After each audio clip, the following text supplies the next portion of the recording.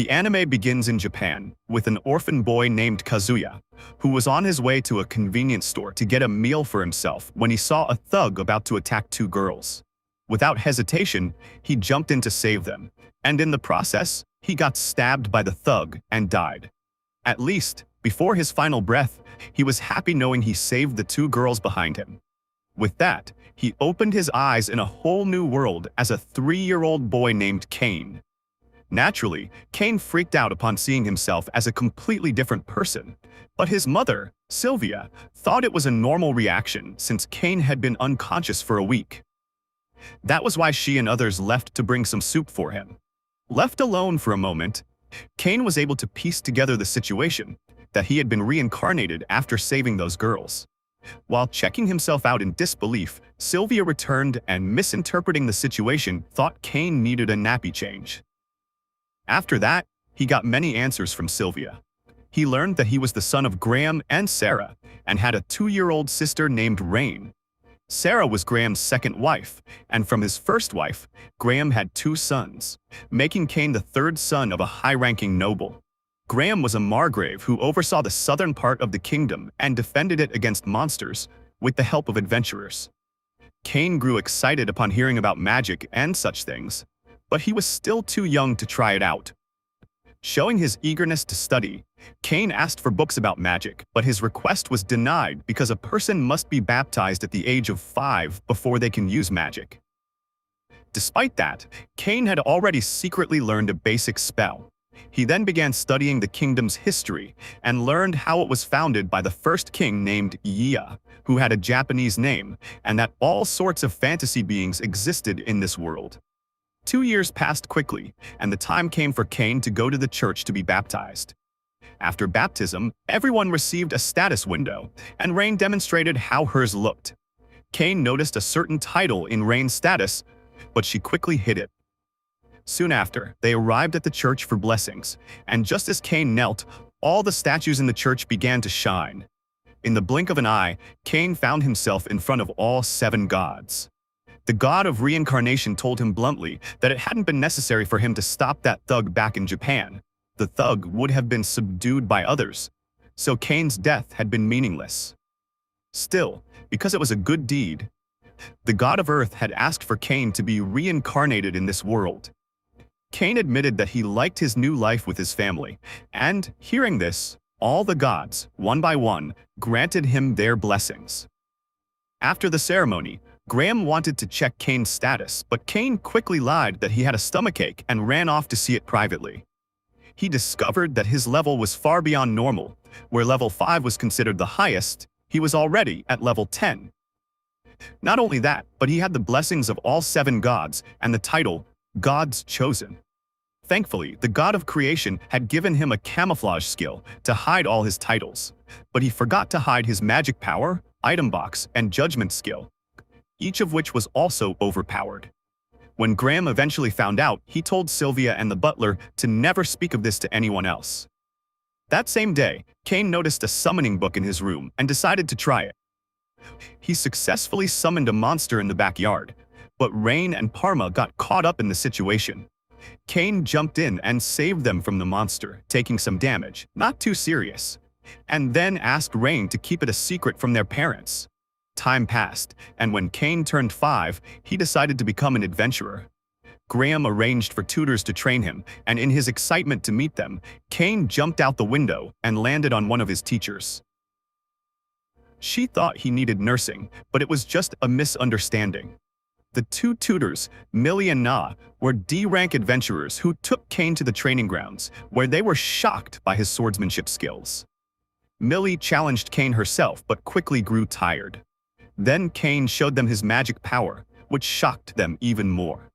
Na and Millie were confused because this little boy had blessings from both the god of magic and the god of swordsmanship, plus an item box. Unsure of what they could possibly teach him, they asked Graham for permission to take him outside the mansion so he wouldn't accidentally destroy it. Once at a safe distance, Kane unleashed his mini fire spell, which turned out to be anything but mini, leaving the girls speechless. They assumed he'd be exhausted after casting such a large spell, but Kane still had enough MP to cast more. Suddenly, a fanged rabbit attacked them, and Cain killed it with wind bullets. It was his first kill, so he excitedly showed it to his family. Later, Nina used a search spell to locate more monsters, and Cain managed to copy the spell just by watching her cast it. Together, they killed more monsters, but when Cain tried to follow one deeper into the forest, Millie stopped him, warning that the place was filled with strong monsters and that monster outbreaks occurred every few decades. The next day, Cain went to the Adventurers Guild with Millie and Na to learn more about monsters. There, he met a cute dog-girl receptionist who found him adorable. Unfortunately, some goons arrived and began harassing Na and Millie. Cain stepped in, beat them up, and threw them out. Na was relieved that nothing had happened to him. As time passed, Millie and Na's contract to train Cain was nearing its end. As a parting gift, Cain hunted down a dragon and an ogre to create a magic bag for them. However, a soldier saw the massive destruction and assumed a monster outbreak was happening, warning the whole town. Troops followed Graham to investigate, but when he arrived at the scene, he found a handkerchief with his household emblem. On the last day of training, Cain presented Millie and Na with the magic bag they'd always wanted, capable of fitting an entire mansion, making it a national treasure. Cain even installed a security system so that only the three of them could use it, making it even more precious. Millie and Na were thrilled to receive it, and with that, they parted ways. Later that day, Graham discovered that Cain had been responsible for the forest's destruction and scolded him for a good hour and a half. Still, Cain continued adventuring and even managed to hunt down a red dragon. When he turned 10, it was time for him to travel to the royal capital for his debut in noble society. On the way, through search magic, he detected a large group of monsters attacking people. Graham sent his men ahead, but Cain arrived first and saw at least 50 monsters killing knights. He saved them all, though the knights were initially wary of him. Cain introduced himself as Graham's son, and Graham's knights confirmed his identity. Cain healed the surviving knights and stored the bodies of the fallen. When Graham arrived, he saw that the attacked carriage bore the emblem of Duke Santana. Inside were the Duke's daughter, Miss Silk, and the King's daughter, Princess Tellis, both beautiful and visibly shaken. Cain used a relaxing spell to calm them, and impressed by his bravery, both girls began fawning over him, competing for his attention. Coincidentally, both were also heading to their debut and insisted that Cain ride with them. Sitting close to him, they wouldn't allow him to sit anywhere else and even asked him to call them by their first names, refusing to take no for an answer. They stopped at an inn for the night, but Silk and Tellis didn't want to be separated from Cain. Graham tried to explain that it was inappropriate for a boy to stay with two girls, but they insisted they were still frightened after the earlier attack. Reluctantly, Cain agreed to stay with them.